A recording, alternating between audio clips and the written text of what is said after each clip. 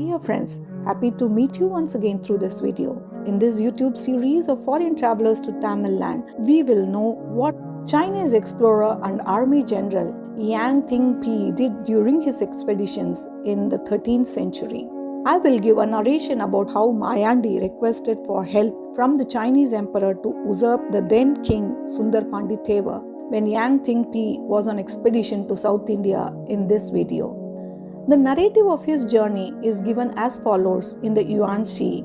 In the 10th moon of the year 1280, the rank of envoy to Kollam was given to Hazayera Haya, and he was sent in company with Yang Ting-pi to summon the other countries adjacent to Kollam to come to the court. They put to sea from Chuan Chau in the first month of 18th year, about February 1281, and after a voyage of 3 moons arrived in the island of Chengkiaya, Ceylon.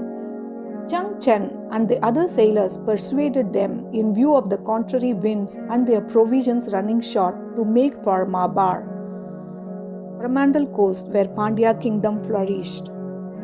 Whence Kollam could be reached by a land route which they believed existed. In the 4th moon, they landed from their junk at the port Shinshon in Malabar.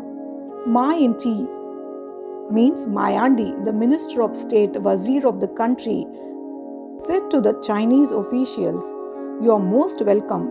Whenever our ships have been to Chuan Chau, your officials have done their best to spare us all trouble and expense.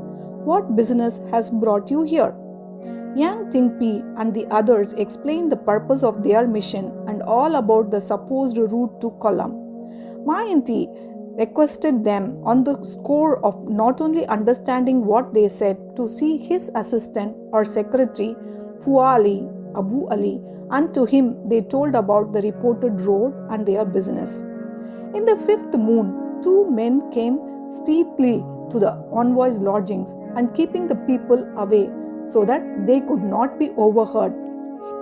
In view of their evident and sincere friendliness, they begged them to convey the following message from the legitimate king of Malabar to the court of China. "I am sincerely desirous of becoming the subject of the emperor. My envoy Jamaluddin has been received at your court. My great Picheshi has gone to the Sundar, lord of the kingdom, and asked for a change. The Sundar had sequestered my gold and my silver, my lands and my property. He has laid hold of my wives and seeks to put me to death. I have only been able to escape by deceiving him. At the present moment, the Sundar and his brothers have met, all 5 of them together in one place, and are deliberating about fighting with Kollam. When they heard of the coming of the imperial envoys to raise me to the rank of the feudal prince of the empire, they gave it out that this country is poor and lowly. This is false. All the gold, pearls, and precious things of the Muslim countries come from here, and all the Muslims come here to trade. All the kingdoms of southern India will show their submissiveness if Malabar has once done so. So envoy Jamaluddin bore a most submissive letter in this sense." This is the narration in Chinese about how Mayandi requested for help from the Chinese emperor to usurp the then king Sundar Panditeva, but the result of this narration is not given in the notes. This information is collected from the notes on the relations and trade of China with the Eastern Archipelago and the coast of the Indian Ocean during the 14th century, Part 1, authored by W. Rockhill and published by Thong Pao in 1914.